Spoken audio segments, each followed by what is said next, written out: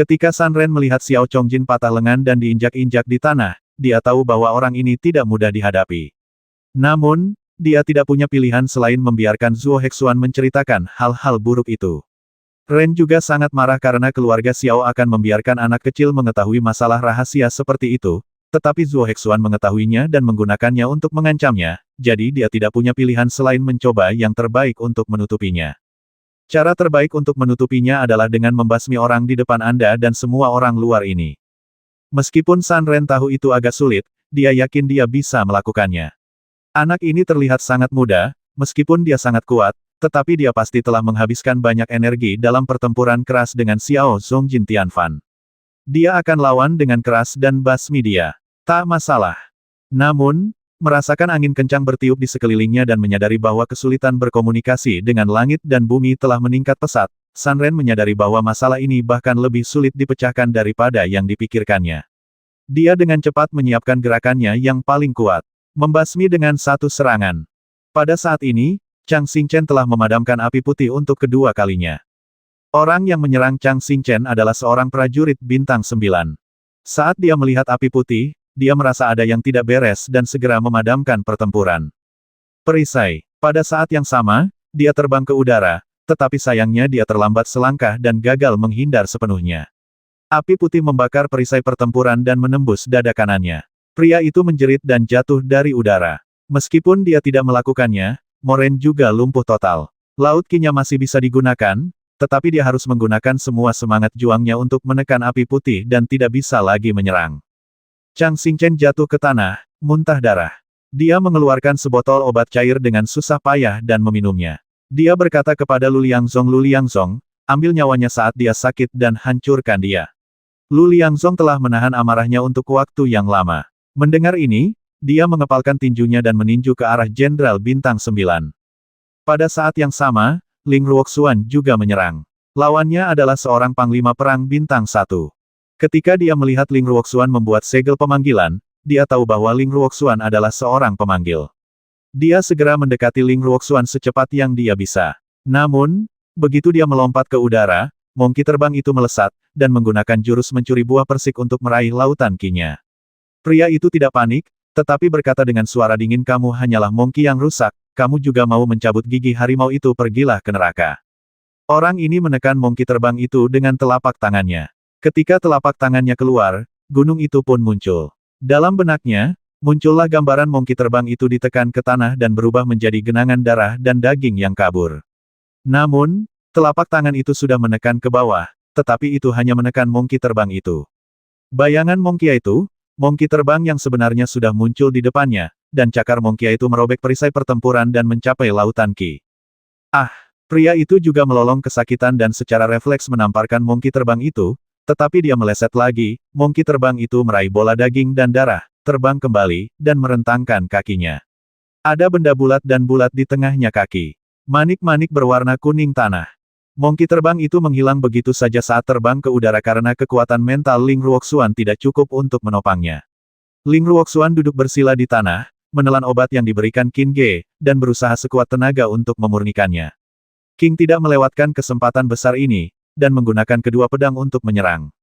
Komandan Bintang 1 itu dicekik dengan pukulan yang berputar-putar, meninggalkan lubang berdarah di dadanya. Di pihak Lu Liangzong, dia melancarkan jurus paling mematikannya, menjatuhkan pendekar Bintang 9 itu ke tanah tanpa ada kesempatan untuk melawan. Di King menambahkan serangan pedang lagi, lalu mereka berdua tetap berada di samping Chang Xingchen dan Ling Ruoxuan, hanya jika San Ren, yang sedang mempersiapkan langkah besar di Kuang Feng, mendengar dua teriakan dan terkejut. Dia melihat ke belakang dan melihat bahwa keduanya telah jatuh ke tanah, tidak jauh dari kematian. Dia merasa sangat dingin di hatinya, siapa yang orang-orang ini, siapakah mereka mengalahkan Jenderal Bintang 9 dan Komandan Bintang 1 dalam satu gerakan. Sekarang giliranmu. Suara dingin Qin Ge terdengar. San Ren tiba-tiba tersadar dan berhenti bersiap. Dia segera menggunakan keterampilan bertarungnya dan berteriak, menggerakkan gunung dan menaklukkan dunia. Tiba-tiba sebuah bukit berbentuk singa jatuh dari langit dan semua angin kencang pun reda. Qin Ge tidak takut, dan pada saat yang sama, dia menggunakan 18 keterampilan bertarungnya secara ekstrim. Dia berdarah dari ketujuh lubang, tetapi dia tetap mengabaikannya dan berteriak, bagaimana mungkin orang yang tidak memiliki hati nurani bisa menjadi tak terkalahkan? Hancurkan itu. Untuk saya. Pisau dapur memotong. Ledakan. Wah, runtuh. Dengan 3 suara berturut-turut, bukit itu retak dan kemudian meledak berkeping-keping. Cabang-cabang gunung juga terpotong, dan luka yang dalam muncul di dadanya. Sun Ren jatuh ke tanah dan menatap Qin Ge dengan tidak percaya. Qin Ge berkata, berdasarkan apa yang kau lakukan hari ini, aku pantas membasmimu 100 kali atau 1000 kali. Namun, jika aku tidak membasmimu, aku tidak akan bisa membasmimu lagi. Tidak akan menghancurkanmu juga. Kau, ada orang yang lebih cocok untuk berurusan denganmu daripada aku. Sekarang, keluarlah dari sini dan jangan muncul di hadapanku. Engah. Sun Ren memuntahkan darah. Dia masih belum memikirkan identitas Qin Ge. Selain itu, dia tidak berani memikirkannya lebih jauh. Dia tidak peduli dengan skandal apapun atau kehidupan 2 orang yang dibawanya. Dia bangkit, dan melarikan diri. Namun, pelarian Sun Ren bukanlah jalan kembali ke keluarga Sun, melainkan jalan menuju keluarga Xiao. Sun Hou, yang terkejut dengan keganasan Qin Ge, menatap punggung Sun Ren dengan tatapan bingung. Di sisi lain, Zuo Hexuan tercengang lagi. Dia mengira penyelamat telah datang. Bahkan jika ketiga orang itu tidak dapat membasmi Qin Ge, mereka tidak akan bisa membasmi Qin Ge. Mereka masih bisa menyelamatkannya, dan ketika dia kembali ke keluarga Xiao, dia akan punya cara untuk menghadapi Qin Ge. Namun, dia tidak menyangka bahwa 2 dari 3 pria itu menjadi cacat begitu mereka mengambil tindakan, dan yang lainnya terluka parah. Qin Ge menatap Zuo Hexuan dan berkata dengan tenang, apakah aku memintamu untuk berdiri? Zuo Hexuan segera berlutut lagi, tampak seperti dia telah kehilangan orang tuanya. Mengjilat, Zuo Hexuan sangat patuh. Dia membenturkan kepalanya lebih keras daripada saat Chang Xingchen memaksanya melakukannya di awal. Dia juga berkata dengan suara berlinang air mata, Tuan Qin, aku. Berbicara, Zuo Hexuan sendiri tidak tahu alasan apa yang harus digunakan untuk memohon belas kasihan, dia hanya terus bersujud. Tuan Zuo, tahukah Anda saya sangat mengagumi Anda, karena tidak semua orang bisa setidak tahu malu seperti Anda, begitu teliti. Tolong ampuni saya, Tuan Qin. Saya tidak akan berani melakukannya lagi. Saat Zuo Hexuan sedang berbicara, sebuah ide tiba-tiba muncul di benaknya. Dia pun segera berkata, Tuan Qin, saya akan menceritakan skandal Sun Ren kepada Anda. Anda juga bisa membiarkan saya pergi, oke? Menjelaskan, Tuan Qin, Anda harus setuju dulu. Jika kau tidak memberitahuku, kau akan mati. Sudah kubilang, Sun Ren adalah tetua Sanyang. Sun Ren ingin menjadi kepala keluarga Sun, tapi dia jauh dari kata setara dengan Sun Zongdao, dan kebanyakan orang di keluarga Sun menentangnya, jadi dia berkolusi dengan keluarga Xiao, menggunakan kesempatan untuk mengobati kepala keluarga Sun, biarkan Sun Zongdao dan yang lainnya diracuni, sehingga keluarga Xiao dapat menekan keluarga Sun. Tidak heran, Qin Ge merasa jijik saat memikirkan hal ini. Dia paling membenci orang-orang seperti ini. Demi keuntungan mereka sendiri, mereka bahkan tega membasmi anggota keluarga mereka sendiri. Di saat yang sama, dia juga bingung, apakah dia tidak mengerti bahwa tanpa tingkat kekuatan tertentu, bahkan jika dia menjadi kepala keluarga Sun, bukankah dia akan tetap menjadi guk-guk yang mengibaskan ekornya dan memohon belas kasihan? Mungkinkah dia begitu rakus akan uang? Tuan Qin, saya sudah bilang, mohon maaf. Saya akan setuju dengan apapun yang Anda minta. Benar-benar, nyata, kalau begitu, lebih baik kau basmi diri saja. Zuo Hexuan tertegun, lalu bersujud dengan liar, dan berkata Tuan Qin, tolong ganti satu, saya bisa melakukan yang lain. Baiklah, kalau begitu kau basmi dia. Qin Ge menunjuk Xiao Chongjin yang ada di bawah kakinya. Zuo Hexuan tertegun lagi, tetapi sedetik kemudian, tatapan menyeramkan muncul di matanya. Meskipun Xiao Chongjin terluka parah, dia masih sadar. Melihat Qin Ge melukai Sun Ren dengan sikap yang sangat kuat, dia bahkan lebih terkejut. Kali ini, keterkejutan itu lebih berasal dari lagu Qin Ge itu sendiri, bukan Bai Potian.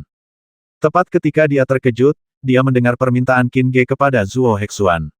Reaksi pertamanya adalah tertawa. Dia sangat baik kepada keponakannya Zuo Hexuan. Tidak peduli apa yang Zuo Hexuan lakukan, dia mendukungnya dan melindunginya. Ketika dia bertemu dengan seorang situasi sulit, dia akan mengambil tindakan sendiri untuk mengatasinya. Sama seperti kali ini, setelah mendengar berita bahwa Zuo Hexuan menderita kerugian, Xiao Zongjin pun bergegas datang secepatnya.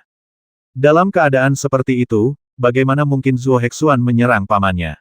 Senyum mengembang di wajah Xiao Chongjin yang berlumuran darah, tetapi saat senyum itu hendak meledak, jantung Xiao Chongjin tiba-tiba berdebar kencang karena dia melihat cahaya dingin di mata Zuo Hexuan. Dan juga kejam. Dalam sekejap, senyum Xiao Chongjin membeku dan kemudian menjadi kaku. Zuo Hexuan mengambil pedang di tanah, cahaya pedang itu dingin, dan berjalan menuju Xiao Chongjin. Xiao Chongjin berkata, Xuan apa yang ingin kau lakukan? Paman, saya minta maaf. Maaf apa kau benar-benar akan membasmiku? Paman, aku tidak ingin mati, aku ingin hidup. Pikiran Xiao Chongjin berdengung. Dia tidak pernah menyangka bahwa keponakan kesayangannya benar-benar ingin membasminya. Xiao Chongjin tidak mempercayainya dan terus mengoceh, Xuan pamanmu begitu baik padamu, bagaimana mungkin kamu melakukan itu tangan? Tidak ada ekspresi aneh di wajah Zuo Hexuan, hanya kekejamannya yang menjadi lebih intens. Xiao Chongjin panik, tetapi Zuo Hexuan berkata aku tahu bahwa pamanku memperlakukanku dengan sangat baik. Karena kamu sangat baik padaku, jadi tolong bersikap baiklah kepadaku lagi. Jika aku membasmimu, aku bisa hidup. Bukankah ini menunjukkan kebaikanmu kepadaku? Engah. Xiao Zongjin sangat marah hingga muntah darah, Zuo Hexuan, dasar orang menyebalkan kecil, beraninya kau memberontak seperti itu, apa kau ingin membasmi pamanmu sendiri? Nama keluargaku Zuo, dan aku memiliki masa depan yang lebih baik. Jika ayahku menjadi kepala keluarga Zuo di masa depan, maka aku akan menjadi kepala berikutnya. Paman, tidakkah kau ingin melihatku menjadi kepala keluarga yang paling? Begitu pertanyaan itu terlontar, Zuo Hexuan menusukkan pedangnya langsung ke dada dan perut Xiao Chongjin. Namun, Xiao Chongjin tidak cacat, dan daging serta darahnya masih cukup kuat. Tusukan ini tidak merenggut nyawa Xiao Chongjin. Namun, pada tingkat tertentu, Xiao Chongjin sudah meninggal. Sebenarnya, meskipun sebelumnya dia panik dan marah, dia masih menyimpan sedikit harapan, berharap ini adalah permainan Zuo Hexuan, dan Zuo Hexuan tiba-tiba akan menusuk Qin Ge dengan pedang ke arah yang berlawanan di saat-saat terakhir. Namun, harapan ini tidak muncul. Tempat di mana Zuo Hexuan menusuk adalah tempat di mana dia akan mati. Dalam sekejap, hati Xiao Zongjin menjadi sangat dingin. Tusukan Zuo Hexuan menembus jantungnya. Mati. Xiao Chongjin menatap Zuo Hexuan dengan pandangan yang sangat rumit, yang mengandung ketidakpedulian, penyesalan, ketakutan, keputusasaan, dan sebagainya. Hati Zuo Hexuan juga bergetar, tetapi dia tetap mengangkat pedangnya lagi, dan pedang ini menusuk ke arah kepala Xiao Chongjin. Mungkin ini pembalasan. Kalimat ini terlintas di benak Xiao Chongjin, dan tiba-tiba, dia tertawa terbahak-bahak seperti orang gila. Zuo Hexuan ketakutan oleh tawanya. Meskipun dia menemukan banyak alasan, pria ini adalah pamannya, dan tawanya yang liar adalah dia tersenyum ragu-ragu. Mata Qin Ge berbinar saat melihat pemandangan ini. Niat awalnya adalah membuat Zuo Hexuan menanggung kejahatan pembasmian pamannya, sehingga dia akan dibenci oleh keluarga Xiao dan tidak bisa melakukan kejahatan sesuka hatinya. Namun, ketika dia melihat Xiao melihat jumlah uang yang sangat besar, Qin Ge tiba-tiba punya ide. Pada saat itu, Qin Ge berkata secara rahasia Xiao Chongjin, apakah kamu ingin hidup? Kebaikan. Xiao Chongjin berhenti tertawa dan matanya penuh kebingungan. Apakah kau ingin Zuo Hexuan, yang ingin membasmimu, mendapatkan pembalasannya? Setelah mendengar kata-kata ini lagi, Xiao Chongjin melihat sekeliling dan melihat bahwa Zuo Hexuan dan yang lainnya tidak menunjukkan reaksi yang tidak biasa. Dia menjadi semakin bingung, tetapi dia mengerti bahwa hanya dia yang bisa mendengar kata-kata ini. Kamu sangat mencintai Zuo Hexuan, tetapi sekarang kamu akan dibasmi oleh Zuo Hexuan. Apakah kamu menyesalinya? Bisakah aku memberimu kesempatan untuk menyesalinya? Siapa kamu? Xiao Chongjin tiba-tiba meraung keras, dan Zuo Hexuan terkejut. Namun setelah tenang, dia menjadi berani lagi dan mengangkat pedangnya untuk menusuk Xiao Chongjin. Qin Ge melanjutkan tidak hanya itu, aku juga bisa menjadikanmu kepala keluarga Xiao. Siapa kamu? Dan yang perlu kau lakukan hanyalah menjadi bidak caturku. Mustahil. Oh, kalau begitu kau akan dibasmi oleh keponakanmu yang paling kau sayangi. Petik 2, petik 2. Xiao Chongjin tidak bisa berkata apa-apa, tetapi Zuo Hexuan mengira Xiao Chongjin sedang berbicara kepadanya, dan berkata dengan kejam tidak ada yang tidak mungkin. Saat dia berbicara, pedang berdarah itu hanya beberapa inci dari kepala Xiao Chongjin.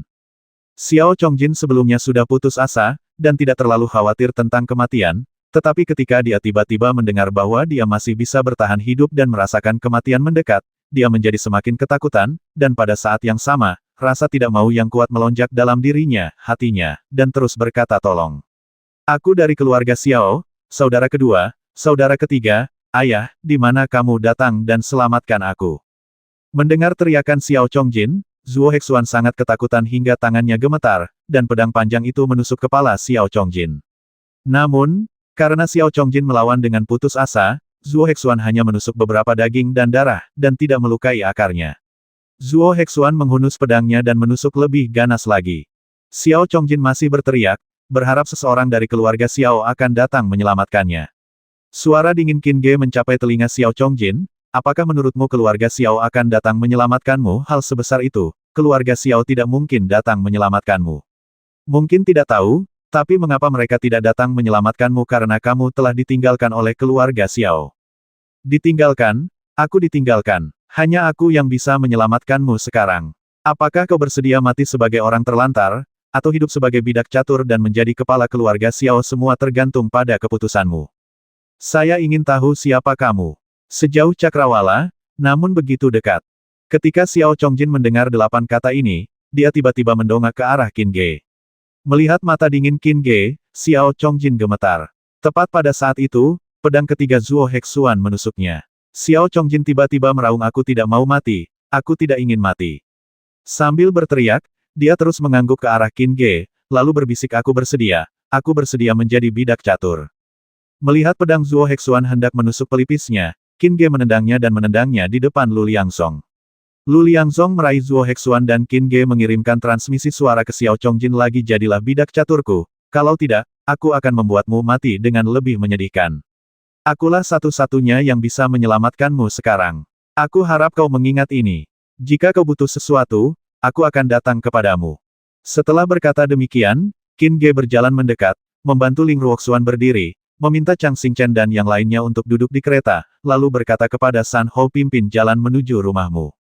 Ke rumahku. San Hou sempat ragu, namun semua orang menatapnya dengan dingin dan bergegas maju. Pada saat ini, Zuo Hexuan yang ditangkap oleh Lu Liangzong tiba-tiba berteriak, tidak. Biarkan aku membasminya, basmi dia. Zuo Hexuan menangis dan menjerit, berusaha mati-matian untuk melepaskan diri dari tangan Lu Liangzong dan membasmi Xiao Chongjin. Dia tahu bahwa jika dia gagal membasmi Xiao Chongjin hari ini, Xiao Chongjin tidak akan pernah kembali padanya lagi. Tidak peduli seberapa besar dia mencintai dan peduli untuk pamannya, dia membencinya dan ingin membasmi musuhnya. Dengan akibat yang begitu serius, Zuo Hexuan ingin menghentikan bahaya itu sejak awal. Tuan Qin, bukankah Anda mengatakan bahwa jika Anda membasminya, Anda akan membiarkan saya pergi? Ya, jadi aku tidak membiarkanmu pergi. Anda, diamlah. Jika kau tidak bisa diam, aku akan membantumu dan membuatmu diam selamanya. Zuo Hexuan tiba-tiba menutup mulutnya dan berhenti melawan. Pertama, dia tidak bisa melawan, dan kedua, dia menyadari bahwa meskipun dia berhasil membebaskan diri, Qin Ge tidak akan membiarkannya membasmi Xiao Chongjin. Zuo Hexuan merasa seperti telah jatuh ke dalam perangkap jurang tak berdasar. Melihat Zuo Hexuan berusaha mati-matian untuk membasminya, hati Xiao Chongjin yang sudah mati, mati lagi. Melihat ekspresi frustrasi dan kecewa Zuo Hexuan, Xiao Chongjin tiba-tiba merasa sangat segar dan lega. Jadi, Xiao Chongjin tertawa terbahak-bahak seperti orang gila lagi. Ketika Zuo Hexuan mendengar tawa ini, seluruh tubuhnya terasa dingin. Suaner, pamanku akan berterima kasih atas apa yang telah kau lakukan hari ini. Tentu saja, akan ada imbalan di masa depan. Mengenai keluarga Xiao, aku tidak mengerti mengapa kau memperlakukanku sebagai orang buangan, tapi aku tidak akan membiarkanmu melakukan hal yang sama, menjadi orang buangan, tidak. Aku akan. Xiao Chongjin meraung dalam hatinya. Dia membenci Qin Ge, tetapi yang paling dia benci bukanlah Qin Ge, tetapi Zuo Hexuan dan keluarga Xiao. Dia mengangkat lengannya dan berjalan menuju keluarga Xiao selangkah demi selangkah. Meskipun dia sudah memiliki He sudah siap untuk ditinggalkan oleh keluarga Xiao, tetapi dia masih tidak menyangka bahwa keluarga Xiao akan meninggalkannya begitu saja. Ketika dia akhirnya kembali ke rumah, tidak hanya tidak ada seorang pun yang datang untuk menghiburnya, tetapi bahkan para penjaga di gerbang pun tampak menatapnya dengan tatapan kasihan. Tepat saat dia hendak memasuki rumah bagian dalam keluarga Xiao dan halaman tempat dia tinggal seperti biasa, dia bertemu dengan saudara laki-lakinya yang kedua dan ketiga di pintu. Saudara laki-lakinya yang kedua, Xiao Chongwei menyeringai dan berkata, Kakak, orang tua itu berkata begitu Anda telah menderita cedera yang parah. Cedera? Rumah bagian dalam agak dingin dan tidak cocok untuk Anda memulihkan diri. Anda harus tinggal di sudut barat laut halaman luar, di sana tidak hanya kering, tetapi juga sangat luas. Sudut barat laut halaman luar. Xiao Chongjin berpikir, dan kemarahan tiba-tiba muncul di wajahnya yang pucat. Xiao Chongwei, kau bertindak terlalu jauh. Sudut barat laut halaman luar adalah kandang kuda, yang bahkan tidak sebaik tempat tinggal seorang pelayan. Ya, tapi itu adalah tempat terkering di keluarga Xiao kita. Kakak, jangan remehkan kandang itu. Orang tua itu telah membebaskanmu dari semua urusan yang menjadi tanggung jawabmu. Aku kesulitan mendapatkan kandang itu untukmu. Jika tidak, kamu harus tinggal di luar keluarga Xiao. Kalian, aku tidak percaya, aku ingin melihat ayahku. Putra ketiga, Xiao Chongji berkata, ayah berkata bahwa kamu harus merawat kuda-kuda dengan baik, kalau tidak, dia akan menendangmu keluar dari keluarga Xiao. Ayah juga berkata bahwa dia tidak akan pernah melihatmu lagi, jadi kamu harus pergi, sendiri. Selain itu, istrimu, semua putra dan putri telah pindah ke kandang. Suara dingin itu penuh dengan ejekan. Setelah itu, Xiao Zongji berbalik dan pergi. Xiao Zongwei mencondongkan tubuh ke dekat telinga Xiao Zongjin dan berkata, kakak, jangan pikirkan lagi posisi kepala keluarga Xiao. Aku akan membantu Anda. Anda duduk manis. Setelah itu, Xiao Chongwei tertawa terbahak-bahak dan pergi. Xiao Chongjin tercengang di tempat, tetapi dia tidak bodoh. Hanya ada kemarahan yang tak berujung di hatinya. Dia tidak bisa mengerti mengapa kehidupan dan statusnya berubah begitu banyak hanya dalam 1 jam. Perubahan yang begitu besar, bahkan istri dan anak-anaknya pun ikut terlibat. Dia sedang dalam situasi sekarat dan menunggu keluarga Xiao untuk menyelamatkannya, tetapi ayah dan saudara laki-lakinya menusuknya dari belakang, merampas segalanya darinya, dan membawanya ke kandang. Ayah, apa yang sedang kau pikirkan? Bukankah aku anakmu? Bukankah aku kepala keluarga Xiao? Mengapa kau memperlakukanku seperti ini? Mengapa? Xiao Chongjin menjerit kesakitan, mengepalkan satu-satunya tangannya, dan melemparkannya di Ma Peng berlari dengan panik. Teriakan kesakitan Xiao Zongjin menyebar ke halaman dalam dan mencapai telinga Xiao Liang, kepala keluarga Xiao. Ekspresi Xiao Liang tidak berubah sama sekali, dan tidak ada jejak kesedihan. Sebaliknya, dia menatap Sanren yang sedang duduk di bawah dan berkata, tahukah kau mengapa orang tua ini? Mengapa kau mengusir Chong Jin jika kau tidak ingin menyelamatkannya? Dada Sanren telah diperban dan diberi obat. Dia mengerutkan kening dan bertanya, Tuan Xiao, siapa anak itu? Qin Ge. Kebenaran Bai Potian, mendesis. Sanren langsung tersentak, dan raut wajahnya tampak panik. Xiao Liang melanjutkan, Qin Ge dan kelompoknya akan pergi ke Akademi Sun Moon. Awalnya, mereka tidak perlu datang ke kota Dafeng, tetapi mereka tetap datang. Oleh karena itu, tujuan Qin Ge dan timnya adalah pergi ke keluarga San Anda. Pergi ke keluarga San kenapa? Sepertinya Sanhu yang bodoh itu telah menyembunyikan kalian semua dariku. Sanhu dan Bai Potian berasal dari kelompok yang sama. Bai Potian sangat sibuk akhir-akhir ini dan tidak datang ke kota Dafeng. Kalau tidak, kalian pasti sudah tertangkap sejak lama, keluar. Sanren sangat terkejut ketika mendengar berita itu. Xiao Liang tersenyum dan berkata, sekarang setelah kamu mengetahui berita ini, apakah kamu menyesal telah menyerang ayah dan saudaramu? Tentu saja tidak. Sanren mengatakan ini dengan sekuat tenaga. Pada saat ini, dia tidak berani menunjukkan rasa takut. Xiao Liang berkata dengan tidak setuju, aku tahu kamu sangat takut, tetapi kamu tidak perlu takut. Tidak ada yang bisa menyelamatkan Sanren Hu dari cedera seperti itu. Ayo, bahkan jika kamu menyelamatkannya, dia akan menjadi orang yang tidak berguna, dan racun dalam saudara-saudaramu tidak dapat disembuhkan oleh siapapun kecuali penawarnya dalam pikiranku. Mengenai Bai Potian, setelah malam ini, kamu tidak perlu takut padanya lagi. Mengapa? Turunlah dan beristirahatlah. Kita masih punya banyak hal yang harus dilakukan malam ini. Xiao Liang melambaikan tangannya, sikapnya seperti memperlakukan guk-guk di rumah. Meskipun Sanren marah, dia tidak berani mengatakan apapun, apalagi melakukan apapun. Dia hanya bisa pergi dengan patuh. Dia merasa bahwa Xiao Liang sedang memperlakukannya seperti itu. Nak, aku tidak takut pada Qin Ge, aku juga tidak takut pada Bai Potian. Saat hendak turun gunung, Xiao Liang teringat dengan berita yang diterimanya 2 jam lalu, 100 juta koin emas, tetua keluarga Jing, leluhur keluarga Jing dikatakan sebagai raja perang, yang tertua dari keluarga Jing sangat penting. Qin Ge, kepalamu sangat berharga. Kemudian, Xiao Liang bergumam lagi Zongjin, kamu tidak bisa menyalahkan ayah. Jika kamu ingin menyalahkan seseorang, salahkan dirimu sendiri karena membantu keponakanmu yang tidak berguna. Hari ini, tidak peduli siapa yang membantunya, semuanya akan berakhir seperti ini.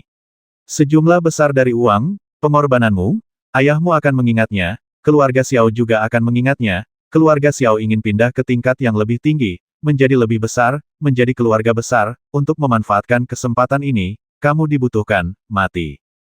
Pada saat ini, Xiao Chongjin, yang berlari dengan panik ke kandang, tidak mengerti apa yang dikatakan ayahnya. Dia hanya sangat sedih dan marah karena istri dan anak-anaknya diganggu oleh beberapa penjaga. Ah! Xiao Chongjin berteriak dan bergegas maju. Hentikan sekarang! Xiao Chongjin berteriak dengan keras, tetapi penjaga itu mengabaikannya dan menendang putranya. Ketika dia bergegas maju, beberapa penjaga bekerja sama untuk menjatuhkannya ke tanah, dan salah satu dari mereka menginjak lengannya yang patah. Di atas, dia mencibir Xiao Chongjin, apakah kamu masih berpikir bahwa kamu adalah tuan tertua dan pewaris keluarga Xiao? Kamu sekarang tinggal di kandang, kamu bahkan tidak sebaik para pelayan. Anda, Xiao Chongjin muntah darah lagi. Setelah para penjaga mengejek dan mengejeknya, mereka pergi. Istri dan anak-anaknya bergegas keluar dan membantunya kembali. Istri tertuanya menangis dan bertanya, Chongjin, mengapa ini terjadi? Mengapa ayah melakukan ini kepada kami? Apa kesalahan kami? Engah. Darah terus mengalir dari mulut Xiao Chongjin. Dia tidak tahu mengapa, tetapi dia merasa itu terkait dengan penyelamatan Zuo Hexuan hari ini. Memikirkan hal ini, memikirkan situasi dirinya dan keluarganya, dan Zuo Hexuan masih ingin membasmi dia malah makin marah. Dalam kemarahan, sebuah kalimat tiba-tiba bergema di benak Xiao Chongjin, hanya aku yang bisa menyelamatkanmu sekarang. Memikirkan hal ini, cahaya terang melintas di mata Xiao Chongjin. Xiao Liang di halaman dalam sepertinya mendengar teriakan keluarga Xiao Chongjin, dan berpikir dalam hati Chongjin, kamu tidak bisa menyalahkan ayah, ayah juga untuk kemakmuran keluarga Xiao. Ayah masih memikirkan apa yang harus dilakukan. Kamu tidak hanya tidak menyinggung keluarga Zuo, tetapi kamu juga tidak takut pada Bai Potian, dan kamu juga dapat membasmi kepala Qin Ge, naik ke keluarga Jing, dan menjadi yang tertua di keluarga Jing. Aku tidak jangan kira kamu kebetulan menyelamatkan Zuo Hexuan, dan kamu juga melakukan di tangan Qin Ge, lengannya dipotong oleh Qin Ge, dan dia terluka parah. Sambil mendesah, Xiao Liang melanjutkan, awalnya, ketika ayah mendengar berita itu, dia ingin datang dan menyelamatkanmu secara langsung. Tapi saat dia hendak pergi, dia memikirkan ini sebagai kesempatan besar. Kemudian, Qin Ge bertanya apakah Zuo Hexuan membasmimu, peluangnya akan lebih baik. Selama kamu mati, ayah bisa membalas dendammu dan membasmi Qin Ge secara terbuka untuk menyenangkan keluarga Jing. Selain itu, keluarga Zuo akan merasa bersalah. Apa yang akan dilakukan keluarga Xiao? Keluarga Xiao tidak akan menghentikannya. Bahkan jika Bai Potian datang untuk membasmi kita, keluarga Xiao kita benar. Kita juga dapat menggunakan kekuatan kedua keluarga untuk menghadapi Bai Potian. Kita tidak perlu takut. Sejumlah besar uang, tidakkah kau pikir ini adalah kesempatan bagus? Kata-kata dalam benak Xiao Liang seakan menjelaskan dan membenarkan tindakannya. Ia menggelengkan kepalanya dan berkata, sayang sekali, anak itu membiarkanmu pergi dan tidak membasmi Zuo Hexuan. Meskipun kau telah terluka parah, ayah punya alasan untuk bertindak, tapi Zuo Hexuan masih di tangan kecil itu. Jika ayah tidak peduli dengan hidup atau mati Zuo Hexuan dan bersikeras membasmi Qin Ge, Zuo Zonghua pasti akan curiga. Mungkin, mereka akan menekan Xiao kita keluarga. Sebelum situasi Kekaisaran Dayun jelas, tidak ada yang tahu siapa yang akan menjadi pemenang terakhir. Ayah tidak berani bertaruh, jadi dia hanya bisa bermain di kedua sisi dan memperkuat Xiao kekuatan keluarga. Dan semua ini, hanya terluka parah saja tidak cukup, kamu harus mati, bukan hanya kamu yang mati, tapi lebih banyak orang yang harus mati. Meskipun aku bisa menggunakan cara lain untuk membuatmu mati tanpa menyadarinya, itu masih jauh dari cukup untuk berurusan dengan Bai Potian dengan cara itu, dan itu tidak cukup mengejutkan. Jika aku memperlakukanmu seperti ini sekarang, orang luar akan berpikir bahwa aku takut pada Bai Potian dan itulah sebabnya aku memberimu hukuman seperti itu. Dan setelah kau mati, aku, orang tua yang hancur, akan sangat sedih, dan aku bisa menyalahkan semua kematianmu pada Qin Ge, tidak lagi takut pada Bai Potian, dan secara pribadi mengambil tindakan untuk membalaskan dendammu. Bahkan jika dia tidak peduli seberapa tidak masuk akalnya Bai Potian, dia tidak akan pernah membasmi. Dan mulai sekarang, Bai Potian tidak akan pernah memiliki kesempatan lagi untuk membasmi. Semuanya begitu sempurna. Jika kamu mati, bahkan jika aku melindungi istri dan anak-anakmu, hidup mereka akan lebih buruk daripada kematian. Kakak-kakakmu tidak akan membiarkan mereka pergi. Terlebih lagi, jika anakmu, cucuku, memiliki hati yang penuh dendam, itu akan berdampak besar pada keluarga Xiao, dan kemungkinan besar akan sangat melemahkan kekuatan keluarga Xiao. Ini adalah sesuatu yang tidak akan pernah diizinkan ayah. Keluarga Xiao baru saja menekan keluarga San, dan sulit untuk naik satu langkah, tetapi sekarang adalah sebuah kesempatan. Ini dia. Jadi, demi keluarga Xiao, kamu harus memaafkan ayah dan memberikan sejumlah besar uang. Jangan khawatir, ayah akan menggunakan kepalanya untuk menghiburmu atas cedera Qin Ge padamu, dan para penjaga yang tidak menghormatimu, menindasmu, memukulmu, dan memarahimu. Ayah akan membasmi mereka secara pribadi untuk melampiaskan amarahmu. Sejumlah besar uang, malam ini adalah saatnya bagimu untuk menjadi penyumbang terbesar bagi keluarga Xiao. Beberapa pikiran melintas di benaknya, dan senyum di bibir Xiao Liang sangat ganas, dengan tatapan membasmi di matanya. Qin Ge, aku mengorbankan anak dan cucuku sendiri hanya untuk mendapatkan kepalamu. Orang luar berpikir bahwa membasmi 5 komandan bintang keluarga Li adalah prestasi yang luar biasa. Ada orang lain, tetapi sekarang, aku benar-benar mengerti bahwa orang yang membasmi Jenderal Perang Bintang 5 adalah kamu. Namun, bahkan jika kamu dapat membasmi Jenderal Perang Bintang 5, aku juga akan mengambil kepalamu. Aku adalah Jenderal Perang Bintang 9. Bahu, Sanhu dikalahkan. Di kota Dafeng, tidak ada yang bisa mengalahkanku. Saat ini, matahari bersinar cerah dan sangat panas, tetapi keluarga Xiao sangat kedinginan, terutama keluarga Xiao Chongjin di kandang, dinginnya luar biasa. Qin Ge tidak tahu apa yang terjadi pada Xiao Chongjin. Dia mengucapkan kata-kata itu kepada Xiao Chongjin hanya karena dia merasa kekuatan Xiao Chongjin telah sangat berkurang. Dalam keluarga seperti itu dengan pertikaian rahasia yang tak terhitung jumlahnya, dia pasti akan didiskriminasi dan ditekan. Seiring berjalannya waktu, Xiao Chongjin pasti akan memikirkan apa yang dia katakan, dan kemudian dia akan benar-benar menjadi pionnya. Namun dia tidak pernah menyangka bahwa Xiao Liang begitu kejam, sampai-sampai dia lebih ganas dari seekor harimau demi keluarganya. Bahkan racun harimau tidak makan, tetapi Xiao Liang tidak hanya makan. Pada saat ini, Qin Ge sedang berjalan ke rumah keluarga San. Ketika San yang melihat Qin Ge, dia langsung terkejut dan berteriak, "San Hou, mengapa kamu membawa orang ini ke rumah keluarga San? Keluarkan dia sekarang. Cepat, naik, dan di mana ayahku?" Qin Ge melihat sekeliling dan benar-benar tidak melihat San Ren. Pada saat yang sama, dia ingat bahwa ketika San Ren pergi, dia tidak pergi ke arah yang sama ketika mereka datang ke rumah San.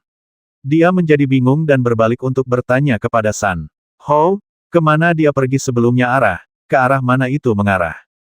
San Hou berkata, "Xiao, keluarga Xiao, kenapa kalian pergi ke keluarga Xiao? Apakah kalian akan menggunakan kekuatan keluarga Xiao untuk membalas dendam padaku atau?" Qin Ge memikirkannya, tidak ada jawaban yang pasti. Di masa lalu, dia tidak akan terlalu peduli, tetapi ini adalah periode yang luar biasa dan dia tidak bisa ceroboh. Jadi, Qin Ge memutuskan untuk mengunjungi keluarga San dan kemudian pergi ke keluarga Xiao untuk menyelidiki. Untuk menyelidiki, dan juga untuk mempertimbangkan masalah cincin Sumeru, dia juga perlu pergi ke keluarga Xiao. "Seseorang, keluarkan mereka." Sanyang meraung lagi. Qin Ge meliriknya dan berkata kepada Chang Xingchen dan yang lainnya, "Jangan menahan diri. Jangan basmi dia." Kemudian dia berkata kepada San Hou, "Bawa aku menemui tuan keluarga San. Kau ingin melihat kakekku, kau ingin menyakitinya. Apakah aku perlu menemuinya? Jika aku menyakitinya, bakar saja keluarga San. Tunjukkan jalannya. Aku tidak punya niat jahat padamu, tuan." Qin Ge tidak banyak bicara. San Hou merasa apa yang dikatakan Qin Ge masuk akal, jadi dia memimpin jalan ke depan. Qin Ge membiarkan kuda berdarah itu menarik kereta dan berjalan masuk bersama. San Hou sangat bingung ketika melihatnya, tapi pikirnya dalam hati, yang paling banyak dibicarakan adalah skandal San Ren. Rumah besar keluarga San tidaklah kecil. Qin Ge berjalan melalui rerimbunan pohon kecil dan beberapa bebatuan buatan sebelum tiba di sebuah rumah batu. Rumah batu biasa ini adalah kediaman tuan keluarga San, San Hu. San Hou merasa sedikit emosional ketika dia melihat rumah batu itu. Sebenarnya, jika Qin Ge tidak begitu kuat dan kakeknya tidak terluka parah, akan sulit baginya untuk sampai di sini, apalagi orang biasa. Tapi sekarang, kakeknya terluka. Setelah itu, keluarga San menderita masalah internal dan eksternal dan terus merosot. Jika terus merosot, keluarga San mungkin tidak memiliki pijakan di kota Dafeng. Sambil mendesah pelan, San Hou melangkah maju untuk mengetuk pintu batu itu. Begitu dia mengetuk, terdengar suara geraman dari dalam, siapa yang menggangguku lagi, bukankah sudah kukatakan padamu untuk tidak menggangguku sebelum aku mati? Kakek, aku membawa, keluar, keluar, keluar dari sini, kalian semua. San Hou menyela perkataan San Hou dengan suara gemuruh. San Hou tidak berani mengatakan apapun lagi. Dia berbalik dan menatap Qin Ge. Qin Ge berkata, turunlah dan kumpulkan semua orang yang diracuni. San Hou sedikit khawatir. Bagaimanapun, orang di dalam adalah kakeknya. Jika orang ini memiliki niat buruk, maka kakeknya akan mendapat masalah. Namun ketika dia melihat kemurnian di mata Qin Ge dan memikirkan tindakan Qin Ge sebelumnya, katanya, ya, lalu berbalik dan pergi, namun matanya yang bingung masih mengamati kuda berdarah dan keretanya. Qin Ge melangkah maju dan mendorong pintu batu itu dengan lembut. Pintu batu itu sunyi, dan kemudian dia melihat tuan dari keluarga San, seorang lelaki tua berbaring di ranjang batu. San Hu sangat tinggi, dengan fitur wajah yang sangat kasar, rambut tebal alis, mata besar, dan bibir tebal. Dia memiliki hidung besar dan janggut tebal, tetapi wajahnya sangat pucat, dan rambutnya yang putih keperakan tersebar di tubuhnya yang seperti batu. Sepertinya rambutnya belum dipangkas, selama bertahun-tahun, dan dia tidak tampak seperti harimau sama sekali. San Hu terengah-engah, tetapi dua raungan tadi telah menghabiskan terlalu banyak energinya.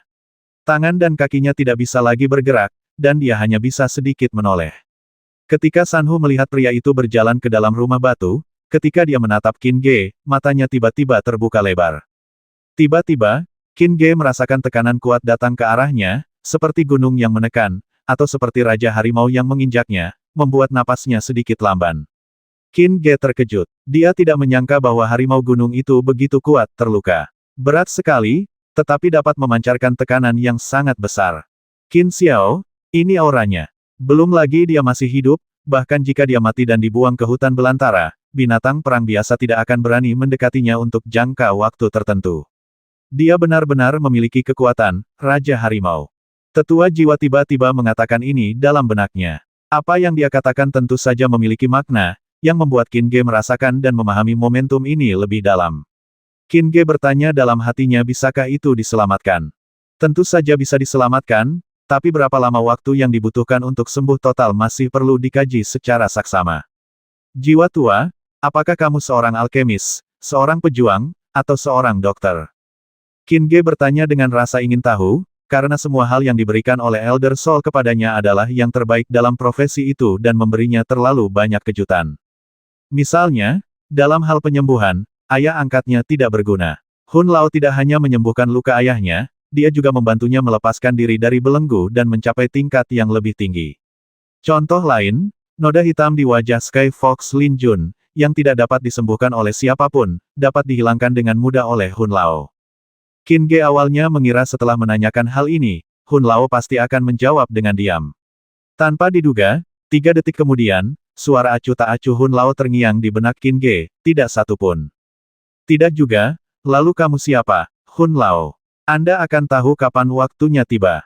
Saat suara tetua Hun terdengar, kepala keluarga San juga menatap Qin Ge dan berteriak, keluar. Namaku Qin Ge, lagu apapun yang kau nyanyikan, keluarlah dari sini. Aku di sini untuk menyembuhkanmu. San Hu tercengang. Melihat betapa mudanya Qin Ge, dia menjadi semakin marah. Pergi sejauh mungkin dari sini. Meskipun San Hu memiliki temperamen yang buruk dan berbicara sangat kasar, Qin Ge tidak marah. Sebaliknya, dia merasa bahwa lelaki tua yang terluka parah ini, meskipun dia tahu dia cacat, masih ingin mempertahankan martabatnya. Saya berharap orang lain akan melihat bagaimana dia menyedihkan. Jadi, Qin Ge berkata dengan tenang, ayah angkatku memintaku untuk datang ke sini. Nama ayah angkatku adalah Bai Potian. Omong kosong, kapan Bai Potian pernah bersikap saleh? Qin Ge mengeluarkan buku teknik pemanggilan yang diberikan Bai Potian kepadanya. Mata Hun Lao langsung berbinar, dan dia berteriak, apa yang telah kau lakukan pada Bai Potian? Penyakit ayah angkatku telah disembuhkan. Kebaikan. San Hu terkejut dan bertanya dengan tergesa-gesa, anak kecil, apa yang terjadi, ceritakan padaku dari awal. Qin Ge menceritakan kisahnya, termasuk minum-minum dengan Bai Potian di kota Dongxing. Ternyata San Hu sedang dalam suasana hati yang buruk setelah terluka parah dan tidak mendapat kabar dari dunia luar. Mereka akan dimarahi olehnya, dan selain itu, mereka tidak tahu hubungan antara Sanhu dan Bai Potian, jadi mereka tidak memberitahu mereka, dan Sanhu tidak mungkin mengetahuinya. Setelah Sanhu mendengar ini, dia menjadi tenang, menatap Qin Ge dan berkata, kamu benar-benar orang yang benar. Baiklah, aku akan memberimu kesempatan dan membiarkanmu melihat penyakitku. Mendengar ini, Qin Ge tidak tahu apakah harus tertawa atau menangis. Temperamen tuan keluarga San benar-benar tidak bisa diremehkan. Dia memperlakukannya dan masih mengajukan tuntutan. Qin Ge tidak peduli. Dia melangkah maju dan memegang tangan dan kaki Sanhu untuk memeriksanya. Tentu saja, orang yang sebenarnya mengobati penyakit itu adalah Tuan Hun. Xiao, lanjutkan saja. Sanhu melihat Qin Ge tidak memberikan respons untuk waktu yang lama dan mengatakan sesuatu yang sedikit menyedihkan. Qin Ge mengabaikannya dan mengikuti apa yang dikatakan Hun Lao, menyuntikkan semangat juang ke dalam tubuh Sanhu dan mengaktifkan beberapa meridian dan titik akupuntur. Hah, Sanhu tidak dapat menahan diri untuk tidak berteriak kaget. Qin Ge bertanya, apakah kamu merasakan sakit dan gatal? Bagus. Qin Ge mengubah beberapa rangsangan meridian, apakah Anda merasakan pembengkakan dan nyeri? Xiao, kamu benar sekali. Tidak apa-apa, tidak apa-apa. Sanhu sedikit linglung, tetapi masih memiliki harapan. Qin Ge tersenyum dan berkata, tentu saja penyakit Tuan baik-baik saja. Penyakit itu tidak masalah Xiao, apa maksudmu? Apakah kamu mengatakan bahwa penyakit lama dapat disembuhkan? Pasti akan sembuh. Benar-benar, Sanhu sangat gembira. Ketika dia kembali, dia telah berkonsultasi dengan banyak dokter dan apoteker, tetapi tanpa kecuali, mereka semua membuatnya putus asa. Sekarang tiba-tiba seseorang mengatakan kepadanya bahwa dia dapat menyembuhkan penyakitnya. Bagaimana mungkin dia tidak gembira? Sebelum Qin Ge sempat menjawab, Sanhu sudah meraung lagi anak kecil, jika kau berani berbohong padaku, sekalipun kau adalah kebenaran Bai Potian, aku akan mencabik sepotong daging dari tubuhmu. Beraninya aku berbohong kepada Tuan. Berapa lama waktu yang dibutuhkan untuk penyembuhan? Qin Ge memejamkan matanya, tampak berpikir, tetapi sebenarnya dia sedang menunggu jawaban dari Hun Lao. Ketika Sanhu mulai sedikit kecewa, Qin Ge berkata, 9 jam. 9 jam tidak, itu terlalu lama. Aku tidak bisa menunggu selama itu. Harimau itu meraung secara refleks, tetapi di tengah-tengah raungannya, ia merasa ada yang salah dan menatap Qin Ge seolah-olah sedang melihat makhluk asing. Xiao, berapa banyak yang kau katakan tadi? Xiao, berapa banyak yang baru saja kamu katakan? 9 jam, tidak 9 tahun, tidak 9 bulan juga, hanya butuh 9 jam. Qin Ge berkata dengan tegas, lalu berpikir sejenak, jika Tuan mampu menanggungnya, 8 jam akan baik-baik saja. Sanhu awalnya mengira Qin Ge bermaksud 9 tahun, itulah sebabnya dia bereaksi begitu keras. Karena situasi di Kekaisaran Dayun, tidak ada waktu baginya untuk pulih dan memulihkan diri selama 9 tahun, tetapi setelah mendengar dengan jelas bahwa itu adalah 9 tahun berjam-jam, Sanhu terkejut, tetapi dia tidak begitu percaya. Lagi pula, luka-lukanya sangat serius dan banyak orang mengira dia cacat. Namun, kalimat berikutnya yang diucapkan Qin Ge membuatnya semakin terkejut. Apa, 8 jam? Asalkan tuannya sanggup menanggungnya. Sanhu membuka matanya selebar mungkin, menatap Qin Ge. Melihat mata Qin Ge yang hampir transparan dan ekspresi percaya diri, Sanhu mempercayainya dan berteriak keras tanpa mengurangi kekuatannya. Anak baik, aku percaya padamu. Aku hanya punya sekitar 100 pon, daging yang tersisa. Kau boleh melakukan apapun yang kau mau padaku. Hanya 8 jam. Aku tidak akan mengatakan apapun. Qin Ge melihat bahwa Sanhu telah mengambil keputusan, jadi dia berhenti bicara dan pergi keluar untuk mengambil batu. Dia mengepalkan tinjunya dan menghancurkannya. Meskipun latihan Qin Ge dalam mengukir tahu belum ditingkatkan karena berbagai alasan, masih tekun seperti sebelumnya, tetapi keterampilannya dalam membuat benda ringan terlihat berat dan benda berat terlihat ringan, telah meningkat sampai batas tertentu seiring bertambahnya kekuatannya. Setelah 3 kali pukulan, sebuah panci batu untuk merebus obat muncul dari udara tipis. Mata Sanhu berkilat kaget dan dia berkata, Xiao, 3 pukulanmu benar-benar hebat. Tapi, bagaimana mungkin Bai Potian, pemanggil yang buruk itu, bagaimana mungkin ini bisa terjadi hal-hal yang diajarkan? Terima kasih atas pujiannya, Guru. Saya belum cukup belajar. Bukankah ini sudah cukup? Siapa yang mengatakan itu? Aku harus menariknya keluar dan menghajarnya. Apakah Bai Potian mengatakan itu? Dia seorang pemanggil. Apa yang dia tahu? Mendengar geraman marah Sanhu, Qin Ge menatap Sanhu dengan heran, dan bahkan meragukan apakah Sanhu benar-benar terluka parah. Kalau tidak, bagaimana mungkin dia memiliki energi yang begitu baik, dan apa yang dia katakan? Aku masih bersikap rendah hati. Menggunakan kata-kata Tuan, sayang, itu bukan tidak cukup terpelajar tapi sampah. Namun, semua itu tidak dapat dikatakan. Qin Ge tersenyum dan berkata, Tuan, masalah ini tidak ada hubungannya dengan ayah angkatku. Siapa dia? Dia sudah cukup tua untuk menjadi. Qin Ge tidak berani membiarkan Sanhu mengaum lebih jauh. Jika dia membuat Hun Lao marah, dialah yang akan menderita. Qin Ge buru-buru berkata, Tuan, jangan bersemangat. Aku akan pergi mencari kayu bakar dan rebus obatnya segera. Qin Ge tidak bergerak setelah mengatakan ini, karena suara jiwa tua itu sudah terdengar. Kamu sudah menjadi prajurit bintang 5, kamu dapat membuat semangat juang meninggalkan tubuhmu dan menyerang secara eksternal, apalagi yang kamu butuhkan kayu bakar, apa maksudmu? Kebaikan. Apa maksudmu dengan ya? Terkadang kamu sangat pintar, dan terkadang sangat bodoh. Dengan baik, kalau pakai kayu bakar saja, apalagi 8 jam, 80 jam pun tidak akan cukup untuk menyembuhkan penyakit harimau bodoh ini. Tuan Hun, aku akan melakukan apapun yang kau katakan. Apakah sumber api di Laut Kimu hanya ada untuk pamer? Tidak bisakah kau menggunakannya? Hun Lao mendengus dingin, dan Qin Ge segera melakukan apa yang dikatakan Hun Lao, memobilisasi sumber api dan kekuatan bertarung di lautan Qi-nya, dan mempraktikkan 18 keterampilan bertarung, sementara Sanhu masih bergumam, kekuatan dan keterampilan bertarung seperti itu benar-benar langka, dan kamu masih bilang kalau kamu belum mempelajarinya dengan baik.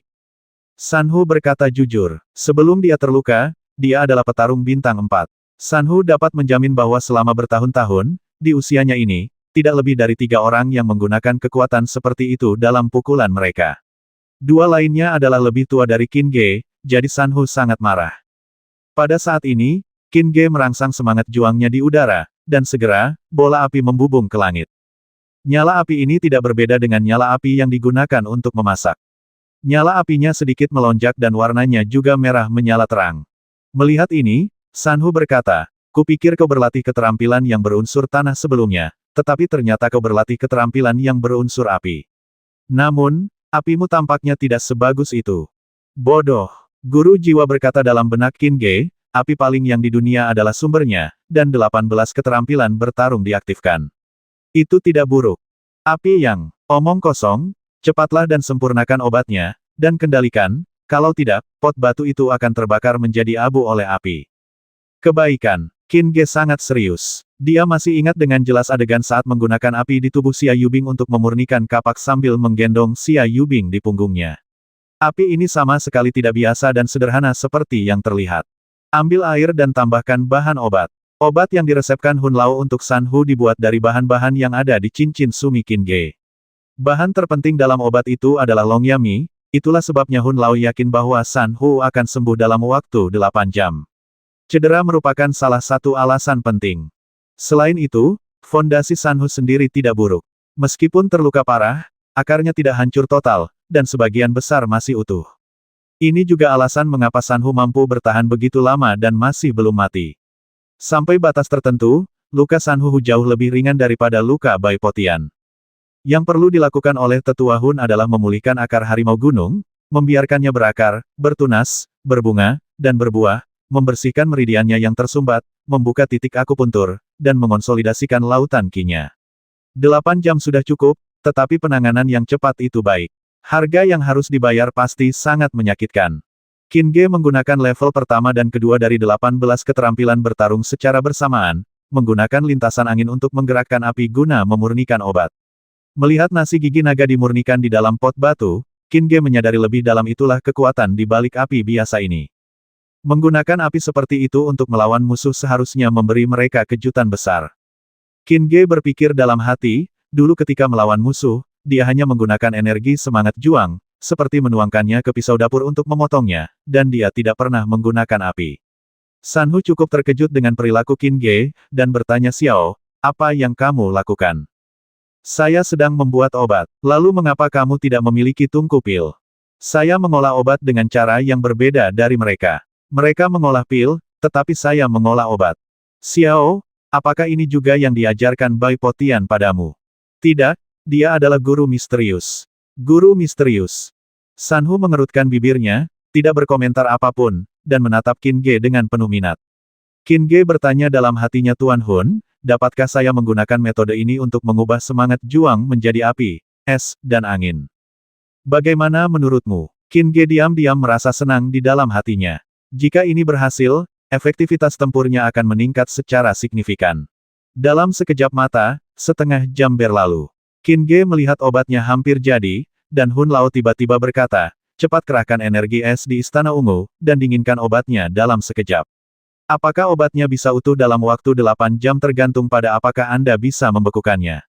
Mobilisasikan sumber api, ubah api menjadi udara, obat akan segera mendidih, dan saatnya mencairkan es. Qin Ge tidak sempat menanyakan alasannya. Dia mencairkan es sesuai dengan metode pencairan api tadi, dan membekukan pot batu dalam sekejap. Obatnya langsung mendingin, tetapi bagian luar pot batu itu tetap es padat dan masih ada api yang menyala-nyala di dalamnya. San Hu tiba-tiba merasakan udara dingin, dan matanya dipenuhi dengan keterkejutan dan kepanikan. Es. Api. Xiao, mengapa kamu melatih dua jenis keterampilan yang tidak cocok dengan air dan api? Apakah kamu mencari kematian? Qin Ge tidak bisa berkata apa-apa saat ini. Meridiannya terasa sakit karena panas dan dingin yang bergantian. Saat dingin, Qin Ge merasa tubuhnya mati rasa. Saat panas, dia merasa tubuhnya seperti akan terbakar, menjadi abu. Sama. Meski begitu, Hun Lao masih berkata pada Qin Ge, Qin Xiao, kendalikan dirimu dan latih 18 keterampilan bertarung dengan putus asa, jika tidak, es dan api akan meledak di tubuhmu, dan bahkan jika kamu memiliki 9 nyawa, itu tidak akan cukup untuk mati. Hun Tua, mengapa kau tidak menjelaskannya lebih awal? Apakah kamu tidak pernah mendengar bahwa ketidaktahuan itu tidak kenal takut? Hun Lao berkata dengan tenang, diam-diam berkata itu untuk memberimu tekanan dan krisis yang tiba-tiba seperti ini untuk menguji kemampuanmu beradaptasi dengan perubahan, sehingga kamu dapat tumbuh lebih cepat. Qin Ge terpaksa melakukan ini, dan dia berhenti bicara omong kosong. Tubuh dan kulitnya bergetar hebat, dan dia mati-matian menggunakan 18 keterampilan bertarung maju dan mundur. Setelah beberapa menit, kondisi panas dan dingin yang bergantian itu perlahan mereda. Rasa sakitnya sedikit berkurang, dan Qin Ge merasa lega. Pada saat ini, Hun Lao berkata lagi sedikit, ini hanya untuk membuatmu merasakan ketidakcocokan air dan api terlebih dahulu. Dengan kekuatanmu saat ini, kamu dapat menggunakan 18 keterampilan bertarung tingkat pertama dan kedua secara bersamaan untuk menekan, namun, seiring bertambahnya kekuatanmu, aku tidak akan banyak bicara. Selama kamu menjadi prajurit bintang 6, kamu mungkin tidak dapat menekannya. Oleh karena itu, kamu harus berlatih keterampilan tempur gaya 18 tingkat ketiga sebagai sesegera mungkin. Qin Ge terdiam. Api dan air seperti pedang tajam yang tergantung di atas kepalanya setiap saat. Semakin kuat dia, semakin kuat pula api dan air.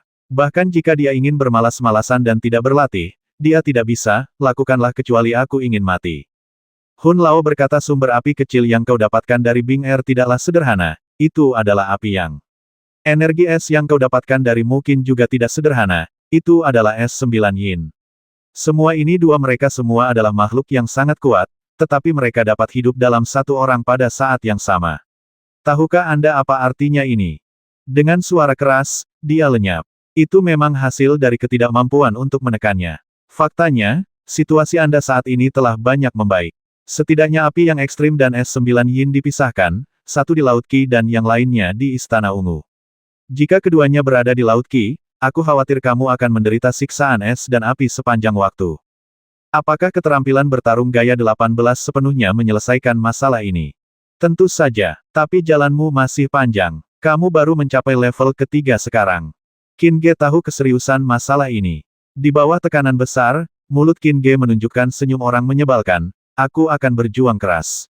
Bukankah itu api yang bukankah itu es 9 yin di dalam diriku? Jika kamu ada di dalam tubuhku, kamu harus mendengarkan aku. Saat dia selesai berbicara, sensasi panas dan dingin di tubuh Qin Ge menghilang, dan pot batu di depannya juga menghilang, hanya menyisakan gumpalan hitam. Melihat ini, San Hu benar-benar lupa tentang cedera seriusnya dan bertanya, Xiao, apakah kamu baik-baik saja? Tidak apa-apa. Qin Ge mengambil obat hitam itu, yang terasa dingin saat disentuh. Ia berjalan mendekati San Hu dan berkata, Guru, minumlah obat ini. Dalam 8 jam, Anda akan kembali berenergi. Apakah kamu sungguh baik-baik saja? San Hu masih sangat khawatir dengan Qin Ge. Qin Ge tersentuh dan berkata, jangan khawatir, Guru. Bagi orang lain, ini seperti air dan api, tetapi bagiku, mereka tidak bisa mentolerirku meskipun mereka mau. Begitu kecil, begitu berani. Setelah Sanhu selesai berbicara, dia membuka mulutnya dan Qin Ge menyuapinya obat. Obat hitam itu meleleh di mulutnya, tetapi efek obatnya butuh waktu lama untuk bereaksi. Qin Ge menggendong Sanhu di punggungnya dan melakukan 18 keterampilan bertarung untuk membantu pencernaannya. Kekuatan obat menyebar ke seluruh tubuh Sanhu, dan tangan serta kakinya yang tadinya tidak bisa merasakan apa-apa, kini mulai terasa dingin. Tentu saja, rasa dingin ini disebabkan oleh rasa sakit yang tak ada habisnya. Sanhu tidak takut sakit, tetapi terkejut. Semakin sakit, semakin besar kemungkinan untuk sembuh. Sanhu berkata dengan yakin rasa sakit kecil ini tidak ada apa-apanya. Guru, ini baru permulaan. Ngomong-ngomong, Xiao, jangan panggil aku Tuan. Kamu adalah putra Baipotian, jadi panggil saja aku Paman Hu. Kebaikan, Qin Ge harus datang. Setengah jam kemudian, seluruh tubuh Sanhu membeku, bahkan pikirannya pun membeku. Tetapi pada saat ini, gelombang panas melonjak keluar dari es, dan dalam sekejap mata, api yang berkobar menyebar ke seluruh padang rumput. Pada saat yang sama, Qin Ge membalikkan arahnya dan melakukan 18 keterampilan bertarungnya, yang seperti menambahkan bahan bakar ke dalam api. Kekuatan obat yang memancarkan napas panas mendidih menyebar ke meridian, titik akupuntur, dan bagian tubuh lainnya, memecah es. Ketika es itu pecah, Sanhu merasa seolah-olah lukanya ikut sembuh. Tentu saja, rasa sakitnya saat ini 10 kali lebih parah daripada sebelumnya, dan tingkat rasa sakitnya pun semakin parah. Sanhu telah melalui banyak sekali kesulitan dan penderitaan dalam perjalanannya untuk menjadi kandidat bintang 4. Namun, dalam menghadapi penderitaan tersebut, Sanhu merasa bahwa semua penderitaan sebelumnya hanyalah gerimis dan tidak layak disebut. Xiao, obat macam apa ini terlalu kuat? Sanhu menyeringai dan bertanya dengan susah payah untuk mengalihkan perhatiannya. Mari kita minum obat untuk kejahatan. Pil kematian kok aku belum pernah mendengarnya. Karena aku baru saja mengambilnya. Maksudmu? Sanhu ingin segera mencari tahu penyebabnya, tetapi rasa sakitnya semakin kuat, menyebabkan Sanhu menggertakkan giginya. Qin Ge berkata, Paman Hu, sebaiknya kamu tetap terjaga, agar obatnya lebih manjur dan bahkan mungkin bisa memperbaiki kondisimu, kekuatan. Itu membantu. Petik 2. Kebaikan. Suku kata ini disenandungkan oleh Sanhu dari hidungnya. 1 jam kemudian, Qin Ge meletakkan Sanhu di atas batu dan membiarkan kekuatan obat itu mengalir deras di tubuh Sanhu. Sanhu sangat kesakitan hingga giginya bengkok dan mulutnya pecah-pecah, dan dahinya bengkak. Darah dan keringat. Tetapi salah satu jarinya sudah gemetar. Pergi dan beri dia sedikit darah kuda berdarah itu untuk diminum. Saat Hun Lao mengatakan ini, Qin Ge segera keluar dan menuangkan semangkuk besar darah kuda, memberi makan Sanhu untuk ditelan. Mata Sanhu tiba-tiba terbuka lebar, dan Hun Lao meminta Qin Ge untuk memeriksanya lagi, dan berkata, beri dia semangkuk lagi. Qin Ge berhenti memberinya makan 3 mangkuk berturut-turut. Hun Lao berkata, tidak apa-apa. Jika harimau ini tidak sebodoh itu dan tahu cara menggunakannya, dia mungkin bisa pulih dalam waktu kurang dari 8 jam. Akhir dari ini bab. Qin Ge tinggal selama 4 jam, dan ketika dia melihat Sanhu dalam kondisi baik, dia keluar. Di luar, Sanyang dan gengnya telah tersungkur ke tanah dan tidak sadarkan diri. Sanhou juga mengumumkan skandal Sanren. Di depan umum, ayah dan paman semuanya tahu tentang hal itu dan mengumpat saat itu. Aku sudah lama curiga pada orang menyebalkan tak tahu terima kasih itu. Aku tidak menyangka itu benar-benar dia. Apakah posisi patriark begitu penting? Jika kekuatan keluarga San melemah, apa gunanya baginya bahkan jika dia menjadi kepala keluarga San, dia hanyalah guk-guk keluarga Xiao. Jika aku masih punya kekuatan sekarang, aku sendiri yang akan mengikat penjahat itu dan membawanya ke hadapan leluhur keluarga San. Saat dia berbicara, Qin Ge masuk dan berkata, aku akan memberimu kesempatan ini. Ini Tuan Muda Qin yang menyelamatkan kita. San Hou buru-buru memperkenalkan mereka, karena takut akan menimbulkan kesalahpahaman. San Zongdao dan yang lainnya juga mendengar tentang pembasmian Qin Ge sebelumnya terhadap seorang jenderal bintang 9 dan Chang Gang dari keluarga Chang. Dia melangkah maju, menangkupkan tangannya dan berkata Tuan Qin, peluang apa yang Anda bicarakan? Aku telah menyembuhkanmu dari racun. Ah! Semua orang berseru, dan kemudian mereka sangat gembira. San Zongdao tidak banyak bicara, tetapi membungkuk di depan Qin Ge, jika Tuan Muda Qin benar-benar dapat membantu kita melakukan detoksifikasi, dia akan menjadi dermawan bagi seluruh keluarga San. Menyelamatkan klan kita tidak akan pernah terlupakan. Siapa tahu kalian ini sekelompok orang yang akan membakar jembatan setelah melewatinya dan membalas kebaikan dengan permusuhan. Chang Xingchen berkata dengan sangat tidak senang bahwa dia masih kesal dengan tindakan Sanyang sebelumnya, dan Lu Liangzong dan yang lainnya masih seperti ini. Semua orang di keluarga San tercengang ketika mendengar ini dan ingin berteriak keras, tetapi San Zongdao menghentikan mereka. Semua orang berkata, saya adalah San Zongdao. Saya bersedia bersumpah dengan nyawa saya dan kelangsungan hidup keluarga San. Jika Tuan Muda Qin dapat menghilangkan racun dari kita, di masa depan, jika Tuan Muda Qin memberi perintah, San Zongdao akan melakukan apapun yang mereka inginkan. Keluarga tidak akan berani untuk tidak patuh. Ini terlalu serius. Lagi pula, kamu tidak bisa menjadi kepala keluarga San. Kebaikan. San Zongdao mendengar sesuatu di balik kata-kata itu, tetapi dia tidak tahu apa itu. San Ren menjadi pendosa keluarga San dan tidak bisa menjadi kepala keluarga San. Ayahnya terluka parah dan menjadi orang cacat, jadi dia tidak bisa menjadi kepala keluarga San. Siapa yang bisa menjadi tuan keluarga San? Qin Ge tidak menghilangkan keraguan San Zongdao, tetapi meminta San Hou untuk membawa Ling Ruoxuan dan yang lainnya untuk berjaga di luar rumah batu tempat San Hou berada, dan tidak seorang pun diizinkan mengganggu mereka. Sebagian besar anggota keluarga San bingung dengan hal ini. San Zongdao memikirkan kemungkinan, tetapi dia tidak berani mempercayainya. Qin Ge tidak banyak bicara kepada mereka dan memeriksa racun yang telah mereka gunakan. Qin Ge ingin berusaha sekuat tenaga untuk menghilangkan racun itu. Biarkan mereka memulihkan kekuatan mereka. Dengan cara ini, bahkan jika ada gerakan membasmi lainnya, mereka akan mampu menghadapinya dengan kekuatan yang lebih kuat. Bagaimanapun, mereka bahkan telah mengirimkan Jenderal Perang Bintang 5. Siapa tahu apa gerakan pembasmian berikutnya tampan. Setelah menyelidiki beberapa saat, Qin Ge bertanya dalam hatinya bisakah Penatua Hun disingkirkan secepat mungkin. Akan memakan waktu setidaknya 1 hari. Hanya 1 hari dalam 1 waktu. Mana resepnya? Hun Lao memberitahu Qin Ge resepnya, dan dia menuliskannya. Pada saat yang sama, dia mencari di cincin Sumi. Namun, setelah mencari dengan saksama, dia menemukan bahwa masih ada 1 obat yang hilang. Pada saat ini, San Zongdao bertanya Tuan Muda Qin, bisakah racun kami disembuhkan? Apakah kamu melihat rumput ungu di salju? Salju melihat rumput ungu. San Zongdao membacanya beberapa kali, menggelengkan kepalanya, dan menatap keluarga San. Keluarga San masih menggelengkan kepala. San Zongdao bertanya, Tuan Qin, apakah perlu memiliki Suejian Sikao? Qin Ge mengangguk. Kalau begitu aku akan mengirim seseorang untuk mencari di luar. Ngomong-ngomong, Tuan Qin, berapa banyak rumput ungu salju yang kau butuhkan? Tidak banyak, 1 saja sudah cukup. Itu hanya digunakan sebagai panduan pengobatan. San Zongdao menghela napas lega dan hendak mengirim seseorang untuk mencari ketika seseorang tiba-tiba berkata, Zongdao, aku ingat siapa yang memiliki rumput ungu yang tertutup salju. Wei Hao, Xiao Chongwei dari keluarga Xiao. Aku ingat saat pelelangan, tanaman rumput ungu yang tertutup salju itu dibeli oleh Xiao Chongwei. Mendengar jawaban ini, San Zongdao dan yang lainnya mengerutkan kening. Dengan hubungan mereka saat ini dengan keluarga Xiao, mereka sama sekali tidak bisa mendapatkan rumput ungu salju dari Xiao Chongwei. Bahkan jika mereka mencoba merebutnya, mereka tidak akan bisa mendapatkannya dari dia. Saat dia merasa khawatir, Qin Ge berkata, serahkan saja padaku. Qin Ge memang akan pergi ke keluarga Xiao, dan sekarang Suejian Zichao sudah berada di keluarga Xiao, dia harus pergi lebih jauh lagi.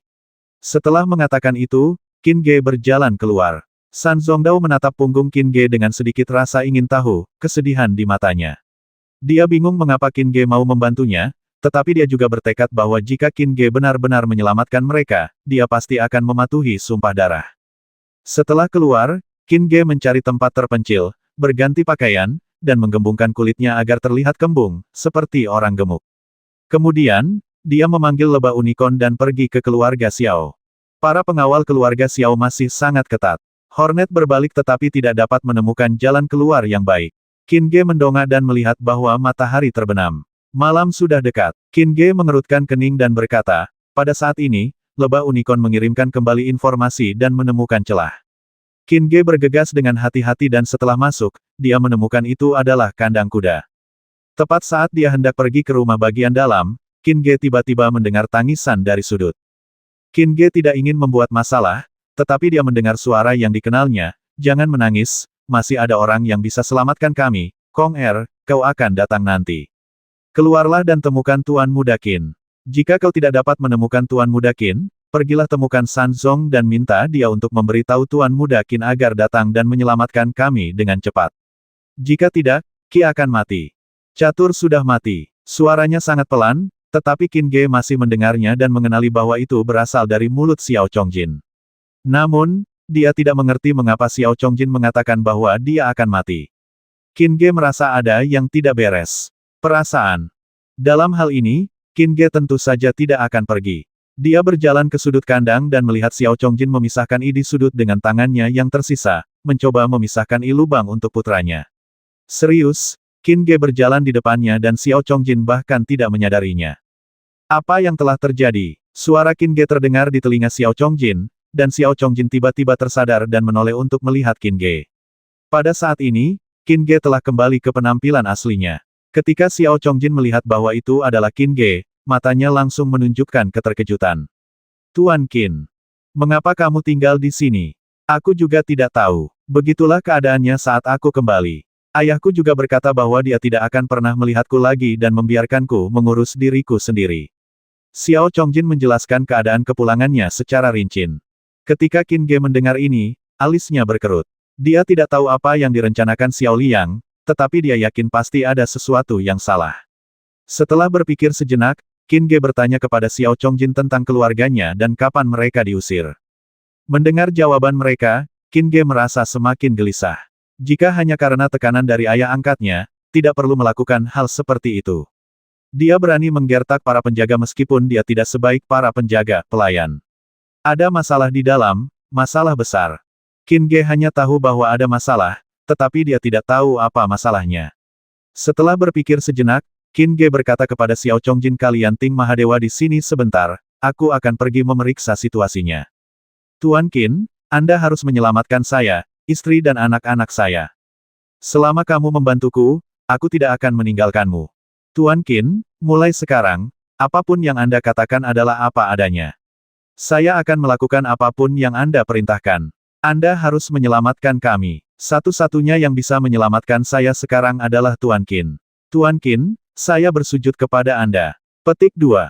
Xiao Chongjin berlutut di tanah sambil berbicara, dan ingin agar istri dan anak-anaknya berlutut bersamanya. Qin Ge buru-buru menghentikan mereka, memberitahu mereka agar tidak membuat keributan dan menarik perhatian orang lain. Setelah itu, Qin Ge mengeluarkan sebotol obat cair lagi dan berkata kepada Xiao Chongjin, ambillah dan saring dengan baik. Ini akan sangat berguna bagimu. Segera setelah itu, sosok Qin Ge menghilang. Setelah mengetahui situasi Xiao Chongjin, Qin Ge menjadi lebih waspada terhadap rumah keluarga Xiao. Xiao Liang sangat kejam dan tidak berperasaan terhadap putranya sendiri. Mustahil baginya untuk tidak memiliki motif tersembunyi.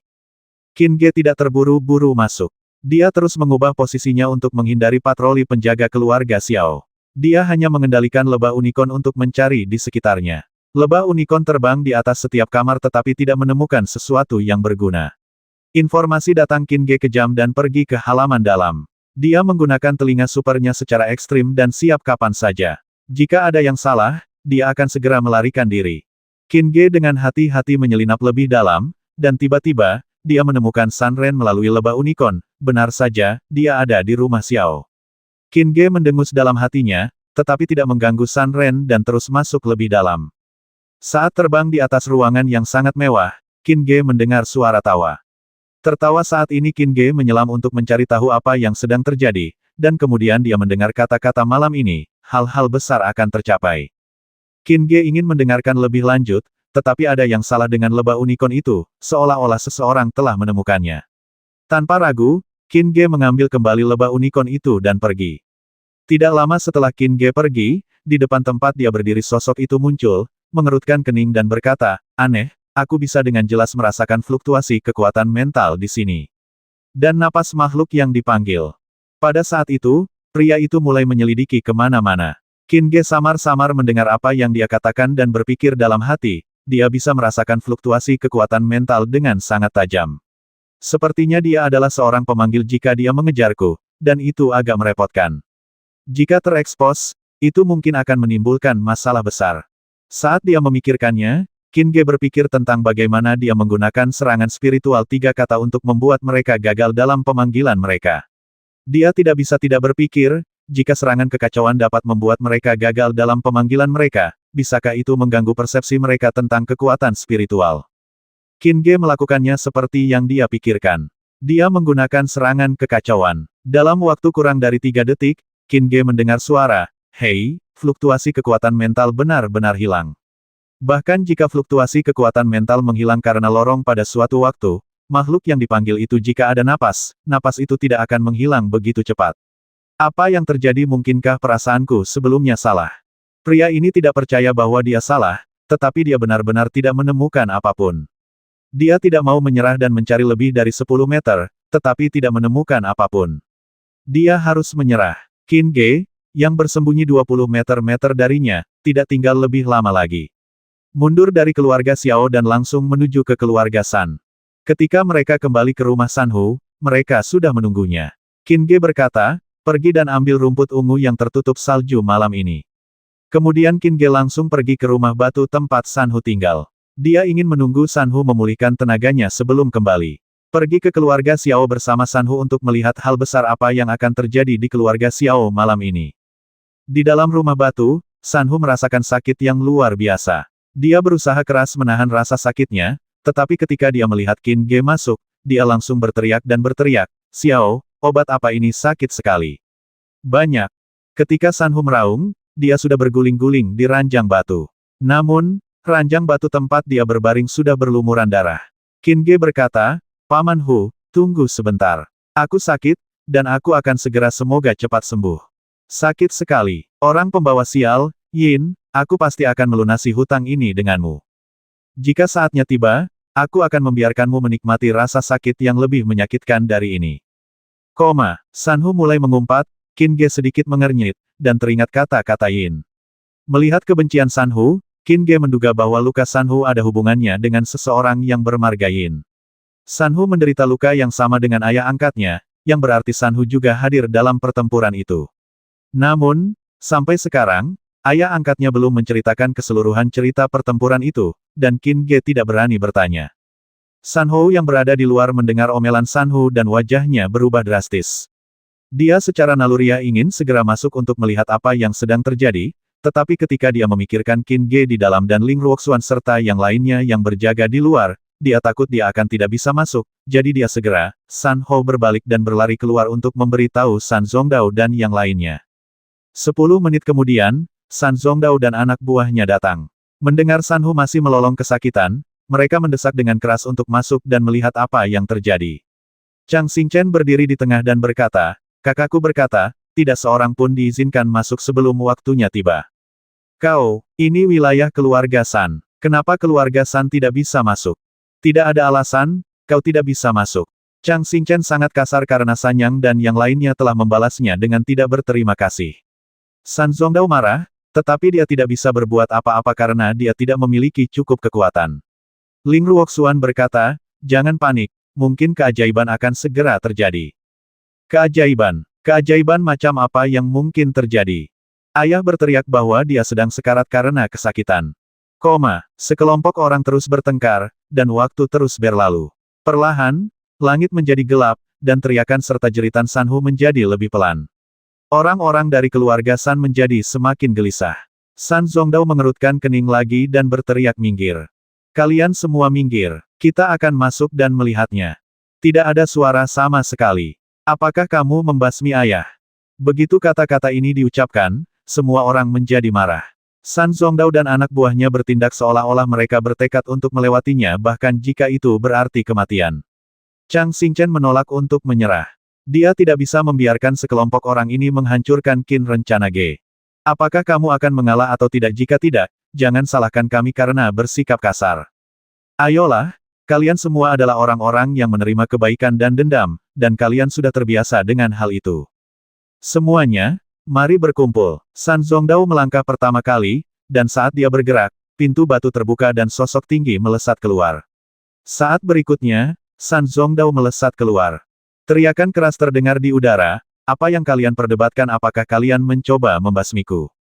Apa yang kalian perdebatkan? Apakah kalian mencoba membasmiku?" Teriakan keras itu meledak di udara. Semua orang di keluarga San menoleh dan tercengang seolah-olah mereka telah melihat hantu. Bahkan San Zongdao, yang telah jatuh dengan keras ke tanah, tetap berdiri ketika dia melihat sosok itu. Posturnya sangat mencengangkan. Apa kamu tidak mengenaliku sebagai orang tua? San Hu berteriak dingin sekali lagi, dan sekelompok anggota keluarga San bereaksi dan segera berlutut di tanah, berteriak, saya mengenali Anda adalah ayah kami. Lebih seperti itu. San Hu tertawa dan berkata, rasanya enak tidak harus berbaring di tempat tidur, dan rasanya lebih baik lagi karena kekuatannya telah pulih dan meningkat. Ayah, apakah ayah sudah sembuh? Omong kosong. Ayah, bukankah mereka bilang kau tidak berguna? Orang pembawa sial, apa kau mau jadi tidak berguna? San Hu menendang si penanya tanpa ragu, membuatnya terlempar lebih dari 20 meter jauhnya. Tendangannya tidak ringan, tetapi San Hu tahu seberapa besar kekuatan yang dia gunakan dan tidak melukai nyawanya. Apakah ada hal lain yang ingin Anda tanyakan? San Hu melihat sekeliling, dan mata San Zongdao berbinar gembira. Dia bertanya dengan cemas, ayah, apakah kekuatanmu sudah pulih sepenuhnya? Ledakan. Begitu San Hu melangkah turun, tanah datar dengan radius 7 atau 8 meter itu runtuh, dan kedalamannya mencapai 20 hingga 30 meter. Detik berikutnya, aliran air menyembur ke udara. Adegan ini membuat semua orang di keluarga San sangat terkejut. San Zongdao menangis kegirangan. Keluarga San sempat terpuruk karena San Hu terluka parah dan meninggal dunia. Begitu pula mereka bisa bangkit lagi karena kekuatan San Hu yang sudah pulih. Bahkan bisa dikatakan semua bahaya keluarga San sudah tereliminasi. Kemudian, kata keajaiban, yang disebutkan oleh Ling Ruoxuan terlintas di benak San Zongdao, dan dia harus mengakui bahwa ini memang sebuah keajaiban. Kemudian ketika dia melihat Qin Ge yang baru saja keluar, San Zongdao teringat apa yang dikatakan Qin Ge, dia tidak mungkin menjadi kepala keluarga San. Dia berpikir dalam hati, ternyata Tuan Muda Qin sudah tahu bahwa ayah akan bangkit lagi dan mendapatkan kembali kekuatannya. Ketika semua orang di keluarga San sedang bersemangat, San Hu mendengus dingin. Setelah kekuatannya pulih, dengusannya sekuat genderang, yang mengejutkan semua orang. San Hu berteriak, orang tua itu tidak ada di sini, apakah ini cara kekuatanmu menjadi? Ayah, kita telah diracuni. San Ren lah yang merancang kita untuk diracuni. San Ren. San Hu mengerutkan kening dan berkata, panggil orang tua itu San Ren. Dia ada di keluarga Xiao. Qin Ge berkata dengan tenang dan berjalan turun. Mata San Hu langsung melebar. San Zongdao dengan cepat memanfaatkan kesempatan itu dan menceritakan kisahnya dengan kata-kata yang paling sederhana. Ketika San Hu terluka parah, dia tidak punya waktu untuk memperhatikan urusan keluarga San. Sekarang dia mendengar datang, sangat marah, dia meracuni saudaranya, berkolusi dengan keluarga Xiao, mengkhianati keluarga San, mengkhianati leluhurnya, dan memutarbalikkan kepalanya. Tidak ada seorang pun di San Zongdao yang berani membujuk San Hu yang marah, dan mereka sama sekali tidak ingin membujuknya. Itu semua salah San Ren sendiri. Setelah meraung, San Hu menarik Qin Ge dan berteriak, mulai sekarang, Qin Ge adalah tuan mudamu. Ayah, bagaimana ini bisa terjadi? Semua orang terkejut, dan seseorang dengan cepat mulai membantah. Qin Ge juga terkejut, dan hendak menghindar dari tanggung jawab, tetapi San Hu berteriak, mengapa, setelah berbaring selama beberapa bulan, tidak ada yang mendengarkan apa yang kamu katakan? Tidak, tidak, San Jia buru-buru menyangkalnya, dan Chang Xingchen berkata, biarkan aku katakan padamu, kalian semua adalah sekelompok orang yang membalas kebaikan dengan permusuhan. Kalian masih tidak mempercayainya. Bukankah kita pernah bersumpah darah sebelumnya, mengatakan bahwa jika ada perintah, tidak ada yang berani menentang. Dengarkanlah dirimu. Apa yang sedang kau bicarakan sekarang? Lihatlah dirimu. Lagi pula, jika dia bukan saudaraku, apakah penyakit tuanmu akan sembuh? Orang pembawa sial, apakah kau ingin memberontak padaku? San Hu menjadi semakin marah. San Zongdao dan yang lainnya merasa bersalah, tetapi beberapa masih berkata, ayah, bukan karena kami tidak mendengarkan, tetapi nama keluarga Tuan Muda Qin adalah Qin, dan nama keluarga kami adalah San. Bagaimana dia bisa menjadi tuan muda dari keluarga San kita? Orang pembawa sial, siapa yang memberitahumu bahwa dia adalah tuan muda keluarga San? Dia adalah tuan muda. Dengarkan baik-baik, kepala keluarga berikutnya adalah San Zongdao. Jika aku mati, San Zongdao akan menjadi kepala keluarga San, keluarga. Tapi, bahkan jika kamu adalah kepala keluarga San, kamu harus mendengarkan tuan muda. Kamu harus mematuhi perintah tuan muda tanpa syarat. Bahkan jika dia memintamu untuk basmi diri, kamu harus melakukannya. Kalau tidak, Aku akan mengalahkan kalian semua sampai mati terlebih dahulu untuk menyelamatkanmu dari. Ini memalukan bagi orang tua itu. Ketika San Hu mengatakan ini, semua orang di keluarga San tercengang. Chang Xingchen, Ling Ruoxuan dan yang lainnya tercengang. Bahkan protagonis Qin Ge tercengang. Qin Ge berkata, Paman Hu, ini bukan lelucon. Xiao, apakah kamu pikir kamu ingin membuat lelucon? Qin Ge menatapnya dengan serius, dan dia benar-benar tidak melihat bahwa San Hu sedang bercanda. San Zongdao sangat terkejut, dia adalah tuan muda. Keluarga San mematuhi perintah tuan muda tanpa syarat, bahkan jika itu berarti basmi diri. Siapakah Qin Ge ini? Siapakah dia? Apakah dia hanya kebenaran Bai Potian? Apa yang kau lihat benarkah? Tidak ada yang mendengarkan apa yang kau katakan. San Hu benar-benar marah. Ia menghentakkan kakinya dan bumi berguncang. San Zongdao tersadar dan buru-buru berkata, Zongdao, dengarkan perintahku. Ketika yang lain melihat bahwa San Zongdao telah mematuhi perintahku, mereka pun bergegas untuk mematuhinya. Aku baru saja mengatakan sesuatu, tetapi kamu masih ragu-ragu begitu lama. Sepertinya kamu benar-benar pantas dihukum. San Hu masih sangat tidak puas dengan reaksi mereka. Aku sudah menerima perintahmu. Kenapa tidak cepatlah dan beri penghormatan pada tuan muda? San Zongdao terkejut dan segera berkata, Salam, tuan muda. Salam, tuan muda. Semua orang di keluarga San berteriak serempak. Qin Ge tersadar dan tidak menanggapi. Sebaliknya, dia berkata kepada San Hu, Paman Hu, kamu harus memberiku alasan, kan? Tidak ada alasan. Kamu adalah tuan muda. Aku akan menghukum siapapun yang menentangku. San Hu berkata dengan nada mendominasi, tetapi matanya tidak tertuju pada San Zongdao dan yang lainnya. Tampaknya orang yang ingin dia hukum bukanlah San Zongdao. Keluarga pria. Qin Ge masih merasa sedikit enggan untuk menjadi tuan muda tanpa alasan yang jelas, dan berkata, ini. Saat dia baru saja mengucapkan sepatah kata, San Hu memotong ucapannya, apa ini Xiao? Apakah kamu memandang rendah keluarga San dan lelaki tua itu? Xiao tidak bermaksud begitu. Jika kau tidak memilikinya, jadilah tuan mudamu saja. San Hu berhenti menjelaskan dan menendang kereta hingga berkeping-keping. Dia membawa kotak besar itu ke dalam rumah batu, lalu berjalan keluar dan berkata kepada Qin Ge, yang masih bingung, Xiao, bukankah kamu mengatakan kamu memiliki sesuatu untuk dilakukan di keluarga Xiao? Kenapa kalian tidak cepat-cepat pergi jalan saja? Qin Ge tidak punya pilihan selain menyerah. San Hu jelas tidak akan menjelaskan dengan jelas, jadi dia hanya bisa menunggu sampai nanti.